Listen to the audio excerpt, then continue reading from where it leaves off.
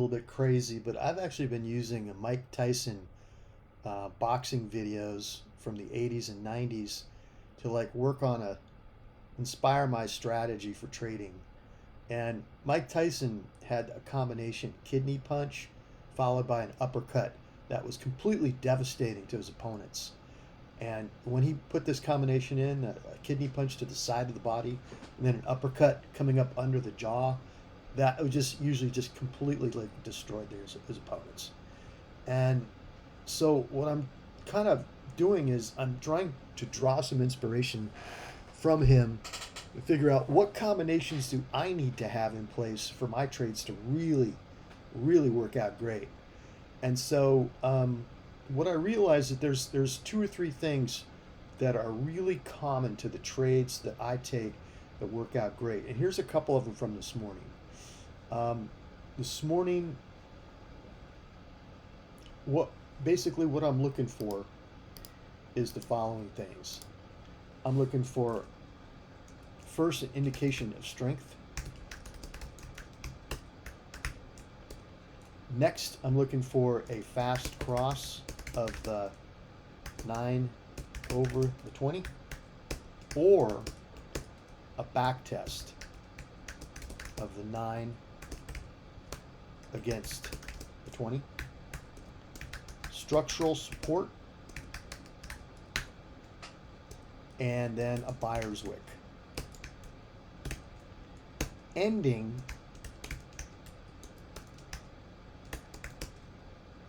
above a key level. Okay? So that's my combination kidney punch to the side and then followed by the uppercut. That I'm just trying to draw inspiration. The other thing about Mike Tyson is that you just could never hit him because he ducked under punches so fast that and just avoided being hit so well that no one could ever like land good punches on him. But so that as far as the defense goes, his ducking and his avoiding being hit is like my proper position sizing, proper stop placement, and keeping stops, not moving stops. So let me give you an example of everything I'm talking about right now. Okay, on this first trade of the day here, indication of strength comes right here. You got a 1, 2, 3, 4 out of 5 bars are very strong up, and that is a prerequisite. You have to have that first, in my opinion, to get a good trade on. You got to have strength followed by consolidation. So anyway, you got to have that fast. I was talking about the fast cross. Have that fast cross of the 9 over the 20, which happens right here. Okay. And then the structural support that I'm talking about is here. You see these two wicks here forming a double bottom against the key moving averages, which for me are the 9 and the 20, followed by a buyer's wick ending above a key level. And this is the buyer's wick on the 3-minute right here with a flat top ending above a key level, which in this case is the 9. Okay? So those elements have to all be in place. You got to have the strength, the fast cross, or the back test of the cross, structural support, and then finally the buyer's wick ending above a key level. Okay, so that was trade number 1, and that I was looking at today, and it went nicely up. I'd say that was about a 3.5 to 4 hour trade right there. So if you look at that, you're going to see that your long would be in this. Sorry, this always does this to me. Your long's here, and it went up about this far. So that was a 3 to 1, 3.14.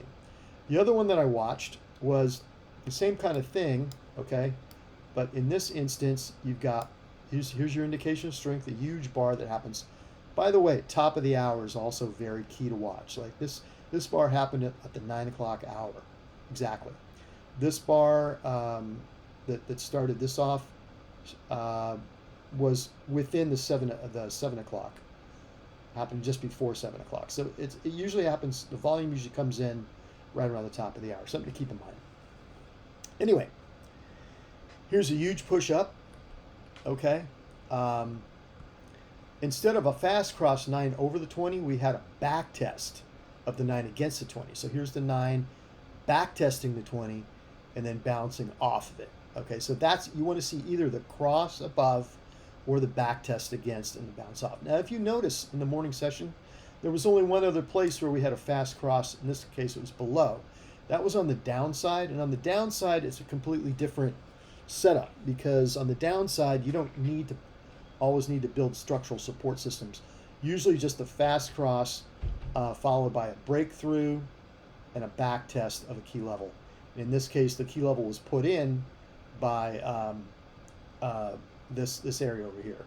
So we broke through it, and then we back tested it. We back tested the wick that ended breaking the breakthrough. Anyway, that's too early in the morning for me. I'm not really up at 2 o'clock in the morning trading, so I'm not even really looking at that one. This one I watched. This one I watched. Anyway, going back to this one. So here's the back test of the 9 against the 20. Here's the strength, indication of strength.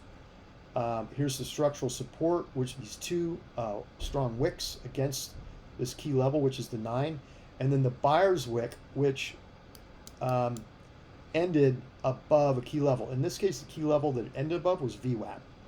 So when I saw this, I was like, this is a good trade right here. This is a good trade.